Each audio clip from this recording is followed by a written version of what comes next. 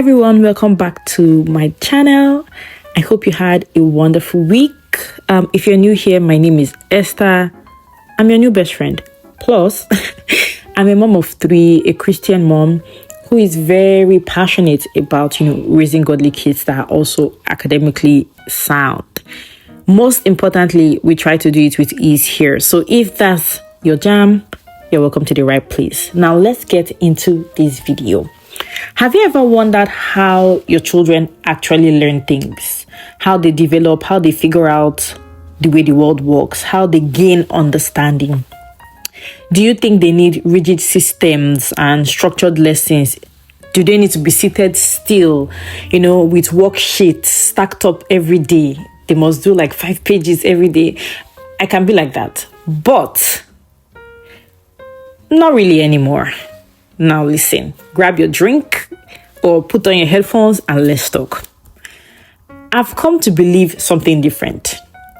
That when a child asks a question, like, "Mommy, why does this happen like this?" or "Mommy, what is this?" Even if it's at the most unexpected times, inconvenient times, which they almost always do, they are not just curious. They are opening a window into their mind, inviting us to see the world through their eyes and maybe, just maybe, to understand it with them. One evening, we were reading a book that mentioned volcanoes. In passing, my kids lit up with questions like, what's a volcano? And why does it explode? What is lava? Is there lava in the ground right now?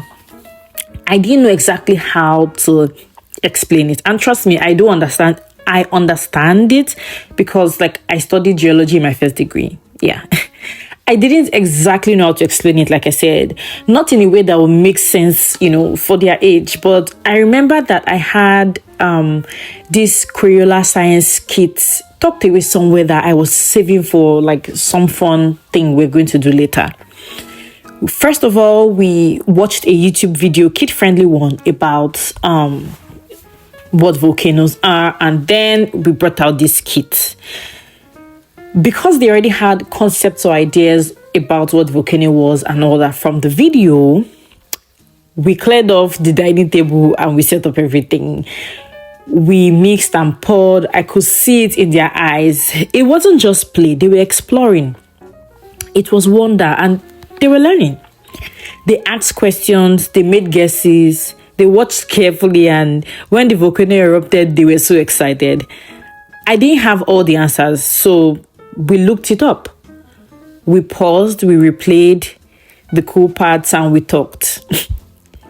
Meaning, hey parent, you don't need to know all the answers. You don't need to have all the answers. To be honest, this process was messy, which is expected.